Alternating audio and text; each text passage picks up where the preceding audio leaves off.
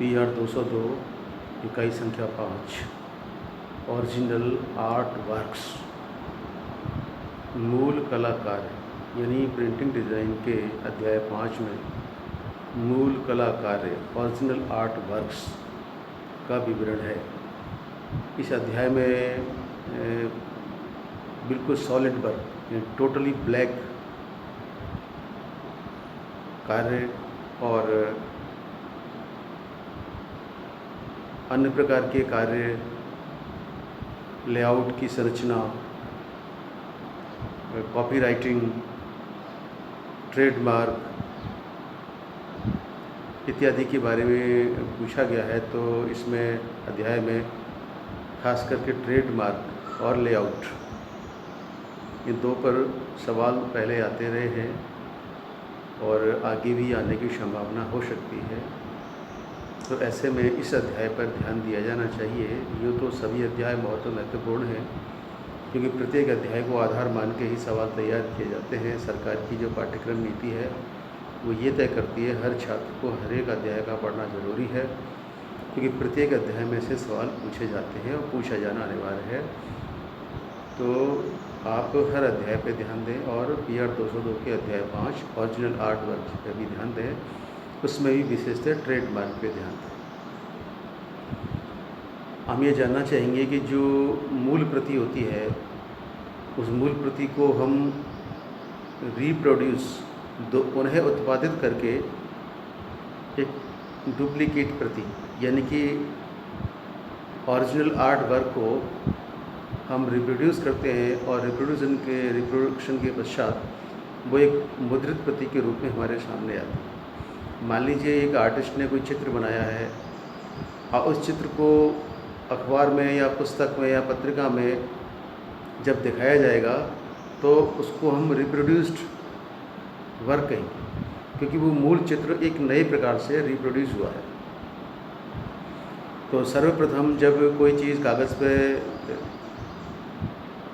Reproduce होती है उससे पहले के जो कार्य है यानी कि इमेजरी यानी मूल प्रति को हम कह सकते हैं पांडुलिपि। मूल प्रति मूल कार्य का मतलब है किसी इमेज सरफेस को तैयार करने से पहले फोटो मैकेनिकल प्रोसेस के द्वारा जो इमेज या नेगेटिव या पॉजिटिव या जो भी तैयार करते हैं उससे पहले की जो प्रति होती है वो पांडुलिपि कहलाती है। पांडुलिपि में आपके हाथ से लिखे हुए कागज़ आ सकते हैं, कोई हाथ से लिखा हुआ लेखन आ सकता है, कोई लेखक की कोई मैन्युस्क्रिप्ट आ सकती है, किसी आर्टिस्ट द्वारा बनाया हुआ काल्पनिक चित्र आ सकता है, किसी फोटोग्राफर का नेचुरल कोई सीन आ सकता है। तो ये सारी बातें उसमें हैं। तो इसमें ये अध्याय में ये बताया गया है कि जो मूल प्रति तैयार होती है वो कितने प्रकार से बनती है, कैसे बनती है, उसकी सेटिंग कैसे होती है। जब वो मूल प्रति बन के तैयार हो जाती है तो उसको हम फोटोग्राफिकली प्रोसेस करके एक प्लेटफॉर्म या इमेज फॉर्म में लेके आते हैं। वो इमेज फॉर्म के बाद वो एक मशीन पर प्रिंट होकर कागज़ पर विजिबल तौर पे एक रीडर या व्यूअर के पास पहुँचती है। तो ओरिजिनल आर्ट वर्क हमको ये बताता है कि जो कागज़ पर विजिबल प्रिंट हर पाठक हर दर्शक को ये विजुअल फॉर्म में दिखाई देती है मुद्रण के पश्चात वो आखिर शुरू कहाँ से हुई।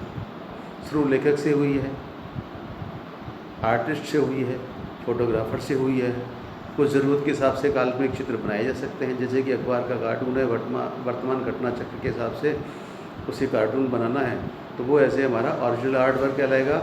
और जब उसको रिप्रोड्यूस करेंगे कितने आकार में करना है, छोटा है बड़ा है, तो वो रिप्रोड्यूस्ड वर्क कहलाएगा। तो रिप्रोडक्शन वर्क से पहले के जो मूल कार्य करने की जो स्थिति है वो ओरिजिनल आर्ट वर्क का भाग है। उसमें कोई सॉलिड वर्क है या हाफ टोन वर्क है या कोई लेआउट का निर्माण है या अन्य है। तो इसमें अध्याय में ट्रेडमार्क और लेआउट है, कॉपीराइटिंग का भाग भी है।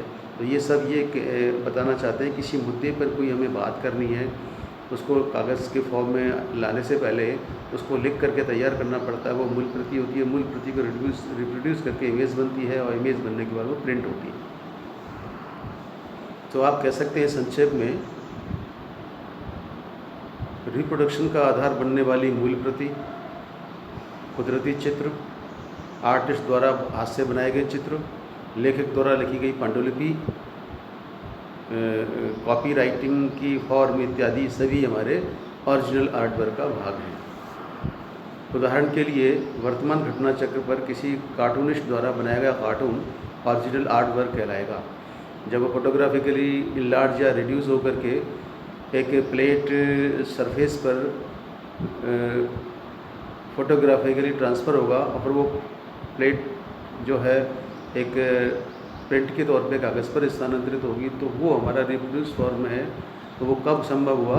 जब एक कार्टून किसी ने घटना चक्र पे बनाया। तो ओरिजिनल आर्ट वर्क एक तरह से raw material for image formation काम करता है।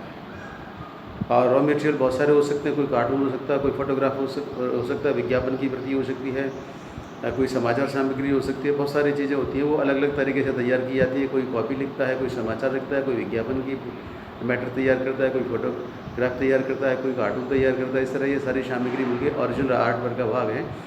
तो यानी कि इमेज फॉर्मेशन से पहले लेआउट के अंदर फिट होने वाले बहुत सारे एलिमेंट्स हैं, उनको मूल रूप से तैयार करने वाले जो कार्य हैं वो ओरिजिनल आर्ट वर्क हैं। उसमें कोई फोटोग्राफ हो सकता है, कार्टून हो सकता है, कोई चित्र हो सकता है, कोई पेंटिंग हो सकती है, कोई लिखा हुआ कोई समाचार सामग्री हो सकती है, और कोई पुस्तक का पांडुलिपि हो सकती है। ये सब हमारे ओरिजिनल आर्ट वर्क का उदाहरण हैं। संक्षेप में आप कह सकते हैं किसी लेखक, किसी फोटोग्राफर, किसी पेंटर, किसी आर्टिस्ट द्वारा स्वयं के हाथों से लिख करके या बना करके तैयार की गई मूल प्रति, शब्द, चित्र, आकृति किसी रूप में हो सकते, वो सब मूल प्रतियां हमारी ओरिजिनल आर्ट वर्क का भाग है। उदाहरण के लिए किसी कंपनी का ट्रेडमार्क अगर बनाया जाना है, अब वो कंपनी दवा बनाती है, मान लीजिए कोरोना के लिए दवा तैयार कर रही है, और हम एग्जांपल ले सकते हैं, तो उसका ट्रेडमार्क ऐसा हो कि वो कंपनी का नाम, कंपनी का काम और कंपनी की दवा का एक संक्षिप्त परिचय दे सके। तो संक्षिप्त परिचय में उसका कंपनी के ब्रांड की दवा का कोई संक्षिप्त अक्षर रिकॉर्ड होगा, कंपनी के नाम का कोई संक्षिप्त अक्षर रिकॉर्ड होगा, और कंपनी के ब्रांड का। इस तरह से उसमें ट्रेडमार्क में सारी बातें आ जाएंगी। ट्रेडमार्क किसी कंपनी का व्यापार चिन्ह होता है, किसी कंपनी की कानूनी पहचान का प्रतीक है। ट्रेडमार्क की नकल करने पर सजा के प्रावधान है।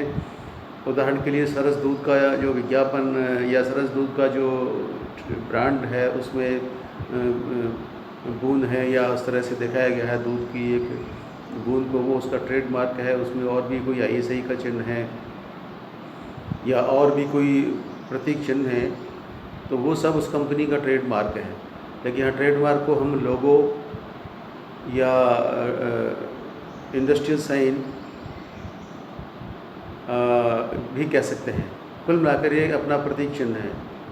उदाहरण के लिए राजकीय पॉलिटेक्निक महाविद्यालय का एक चिन्ह है, जिसमें इलेक्ट्रिक की वायरिंग से जुड़ी बहुत सारे जो इलेक्ट्रिक वायर्स को धारण करने वाली बहुत सारे खंभे नुमा आकृतियाँ हैं, और भी कुछ इंजीनियरिंग से जुड़े बहुत सारे प्रतीक चिन्ह हैं। उन पर राजकीय पॉलिटेक्निक महाविद्यालय में लिखा हुआ, वो एक तरह से हमारा ट्रेडमार्क है, लोगो है और हमारा प्रतीक चिन्ह है।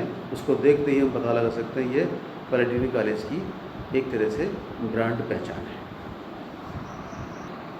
तो प्रिंटिंग डिज़ाइन की दृष्टि से ट्रेडमार्क को हमें इस तरह से पढ़ना है कि ट्रेडमार्क का मूल आर्ट वर्क कैसे तैयार किया जाता है।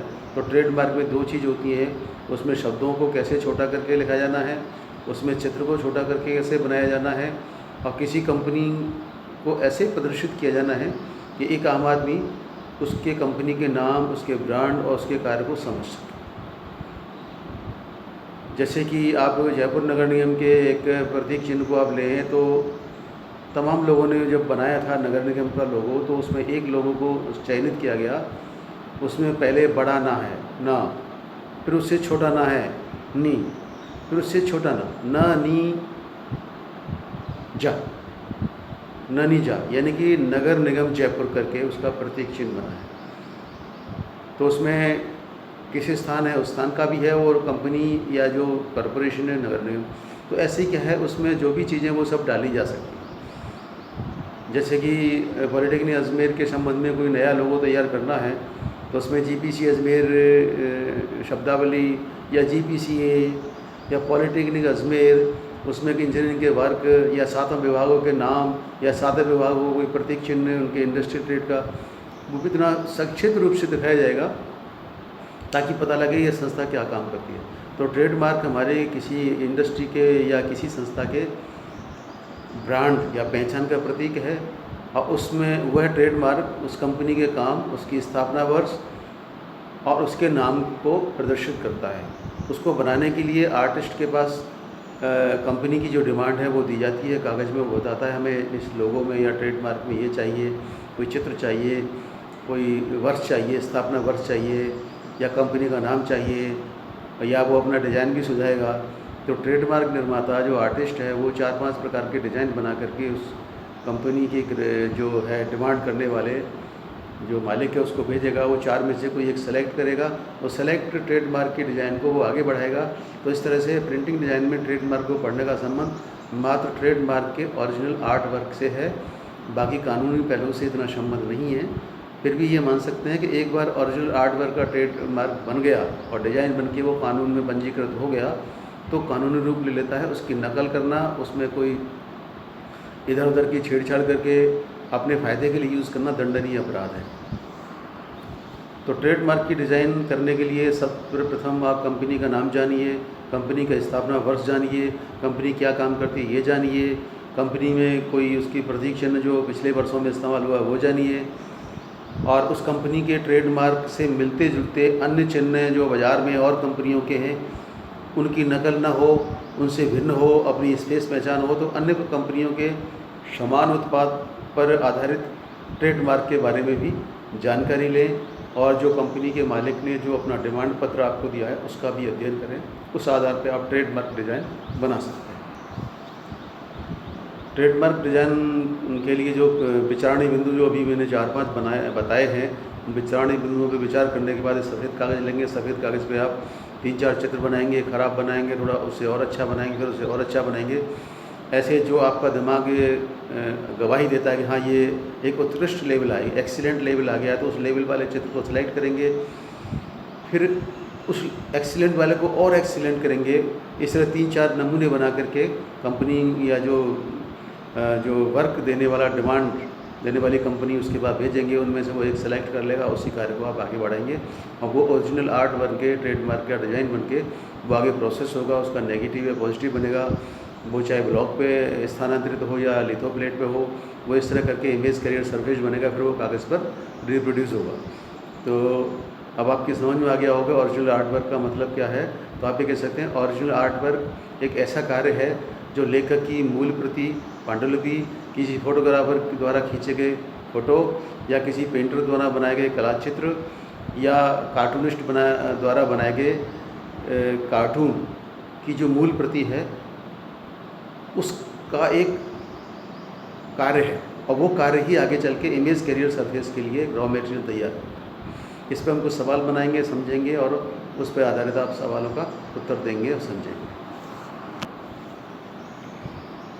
ऑब्जेक्टिव सवाल हम बना सकते हैं। पूछा जा सकता है कि ओरिजिनल आर्ट वर्क का उदाहरण है नंबर 1 लेखक की पांडुलिपि, नंबर 2 पेंटर का चित्र, नंबर 3 फोटोग्राफर का फ़ोटो, नंबर 4 समस्त सही। तो आप इसमें डी विकल्प या चौथा विकल्प मानेंगे कि पेंटर की प्रति, लेखक की पांडुलिपि और फोटोग्राफर द्वारा खींचा गया चित्र सभी ओरिजिनल आर्ट वर्क का प्रतीक है, क्योंकि ये ओरिजिनल है। जब ये रिप्रोड्यूस होगा तो रिप्रोड्यूस्ड वर्क बन जाएगा। दूसरा सवाल आ सकता है कि ट्रेडमार्क किसकी पहचान है। तो आप ए में लिखेंगे कंपनी के नाम की पहचान, नंबर बी पे आ जाएगा कंपनी के काम की पहचान, सी आ जाएगा कंपनी द्वारा बनाए गए उत्पाद की पहचान, डी आ जाएगा उक्त समस्त सही। तो इसमें डी विकल्प सही आएगा, क्योंकि कंपनी का नाम, काम और उसके प्रोडक्ट का जानकारी देता है वो ट्रेडमार्क है। तीसरा सवाल आप कह सकते हैं कि और मूल कार्य को या ओरिजिनल आर्ट वर्क क्यों कहा जा सकता है। तो ए आएगा, ये raw material for image formation है, यानी कि ये रिप्रोडक्शन के लिए मूल प्रति उपलब्ध कराता है। बी पे आ जाएगा, यहीं से कार्य आरंभ हो सकता है। सी आ जाएगा, इस मूल कार्य को छोटा बड़ा करके, संशोधित करके हम एक रिवाइज्ड प्रति बना सकते हैं और डी आ जाएगा समझ सभी। तो इसमें सभी काम आ जाते हैं। उसमें जो भी हमारी मूल प्रति है और हमारा जो है उसको हम रिवाइज भी कर सकते हैं, उसको घटा बढ़ा सकते हैं। जैसे कि एक कार्टून को ले जाके फ़ोटोग्राफी में उसे घटा बढ़ा सकते हैं। यानी एक तरह से हमारे लिए एक रॉ मटेरियल का काम करता है और ये चारों विकल्प इसमें सही है। चौथा सवाल आ सकता है कि ओरिजिनल आर्ट वर्क के 2 उदाहरण दीजिए और एक उदाहरण को संक्षेप में समझाइए।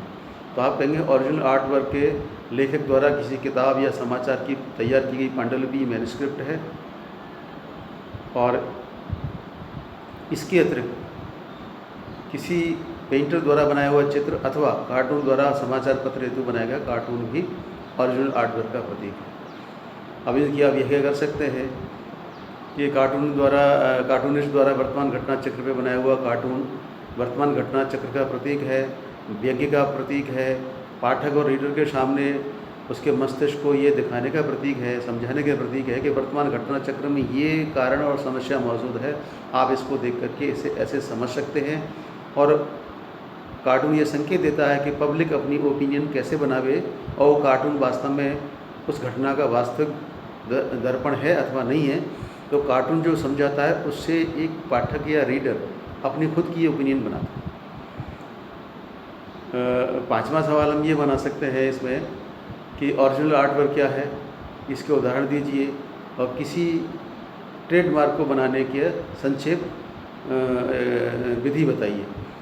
तो आप कहेंगे ओरिजिनल आर्ट वर्क किसी कार्य को आरंभ करने से पहले की एक मूल प्रति है जिसको मैन्युस्क्रिप्ट कह सकते हैं। पेंटर का पेंटेड यानी पेंटर की कोई पेंटिंग हो सकती है, फोटोग्राफर का फ़ोटो हो सकता है, समाचार लेखक द्वारा समाचार की कोई प्रति हो सकती है और कार्टून द्वारा बनाया हुआ कार्टून हो सकता है। ये सभी हमारे ओरिजिनल आर्ट वर्क के उदाहरण हैं। यानी original art work image carrier surface के लिए एक मूल प्रति उपलब्ध कराता है और जब तक मूल प्रति तैयार नहीं होगी उसको कितनी मात्रा में मुद्रित करना है, कैसे उसको रिप्रोड्यूस करना है, कैसे उसके फ़ोटो प्रोसेस के द्वारा नेगेटिव वगैरह बनाना है, फिर उसको लिथोप्लेट या ब्लॉक पे स्थानांतरित करना है, फिर उसको पेपर फॉर्म में प्रिंट करना है। ये सारी गतिविधि तभी संभव है जब हमारे पास ओरिजिनल प्रति मौजूद हो। तो ओरिजिनल प्रति हमारे कार्य आरंभ करने की सबसे पहली सीढ़ी है। तो ओरिजिनल आर्ट वर्क बनाया जाता है, हाथ से लिखा जाता है, चित्र के रूप में या कैमरे द्वारा फोटोग्राफी के तौर पे तैयार किया था। वो सारे ओरिजिनल आर्ट वर्क्स को मिला करके हमारी एक कंप्लीट इमेज बनती है। जब वो एक समाचार पत्र का पेज हो या किसी किताब का पेज हो या और किसी कार्य का एक पेज या एक आकार। तो यहाँ हम ट्रेडमार्क को लेते हैं। ट्रेडमार्क किसी कंपनी का व्यापार चिन्ह है, उसके काम का, उसके स्थापना वर्ष का, उसके स्थापना स्थल का और उसके उत्पाद की पहचान का प्रतीक है। इसका कानूनी महत्व है। एक बार ट्रेडमार्क किसी कंपनी का किसी कानूनी क्षेत्र में रिकॉर्ड हो जाता है तो उसकी नकल नहीं कर सकते। नकल करना दंडनीय अपराध है। ट्रेडमार्क को बनाने के लिए किसी कंपनी मालिक की ओर से एक आग्रह किया जाता है, डिमांड पत्र दिया जाता है। तो आर्टिस्ट ट्रेडमार्क बनाते समय बहुत सारी बातों पर ध्यान देता है। तो सबसे पहले कंपनी का नाम एकत्रित करेगा, उसका स्थापना वर्ष करेगा, कंपनी द्वारा अपनी इंडस्ट्री में बनाई हुई कामों की सूची तैयार करेगा और उसके डिमांड पत्र का अध्ययन करेगा और डिमांड पत्र और अन्य जानकारी के हिसाब से उसको ट्रेडमार्क के डिज़ाइन में कैसे उतारा जा सकता है उस पर विचार करेगा। और सारे विचारणीय बिंदुओं पर विचार करने के पश्चात वो सफ़ेद कागज़ पर रेखा चित्र बनाएगा। पहले कुछ ख़राब चित्र बनाएगा, फिर कुछ अच्छा बनाएगा, उससे फिर अच्छा बनाएगा। इस तरह करके वो 4-5 चित्र बना के एक्सीलेंसी की तरफ जाएगा। तो एक्सीलेंसी या एक्सीलेंट चित्र बनने के बाद उसके 2-3 चित्र बना के वैकल्पिक तरीके पे यानी ऑप्शनल चित्र बना के कंपनी के डिमांड करता जिम्मेदार व्यक्ति को दिखाएगा और जिम्मेदार व्यक्ति की उनमें से किसी एक चित्र को जब ओके कर देगा तो वो हमारा फाइनल ट्रेडमार्क माना जाएगा। उस ट्रेडमार्क के डिज़ाइन को ही आगे हम रिप्रोड्यूस करने के लिए, फोटोग्राफिकली प्रोसेस करने के लिए ब्लॉक या लिथोप्लेट या अन्य इमेज कैरियर के तौर पे उतारने के लिए हम प्रोसेस करेंगे और वो प्रिंट का फॉर्म लेगा। लेकिन ट्रेडमार्क के डिज़ाइन को डिज़ाइन करने के बाद सबसे पहले उसको कंपनी के से परमिशन लेके ओके कराया जाता है। फिर उस डिज़ाइन को कानूनी रूप से सरकार पे पंजीकृत कराना पड़ता है, तब वो रिप्रोड्यूस हो सकता है। इस तरह से हमने इन पे छोटे सवाल, बड़े सवाल, ऑब्जेक्टिव सवाल का अध्ययन किया है और इसका आप अध्ययन कर सकते हैं। और इसमें art and production and art and print communication से जुड़ी ऑक्सफोर्ड विश्वविद्यालय की किताब है, उसको आप देख सकते हैं। और इस वीडियो में जो भी कुछ बताया गया उसका आधार लेके आप 2 नंबर, 1 नंबर, 6 नंबर, 12 नंबर का सवाल तैयार कर सकते हैं। इस कक्षा में आने के लिए सभी छात्रों का बहुत बहुत धन्यवाद।